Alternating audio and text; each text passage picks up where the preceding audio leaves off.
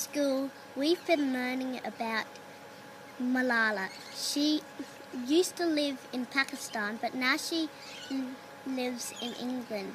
She got shot in the head and the neck. She was a teenager, 15 years old, and she also got shot in the head by the government. I can't remember what his name is, but she got shot really bad. She had to go to hospital. That's when she moved to England. The reason why she got shot is because she went to school, and in that country, girls aren't allowed to go to school. She dressed up as a boy and waited at the bus stop.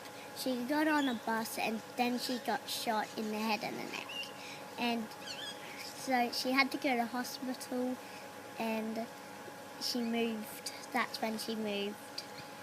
I think that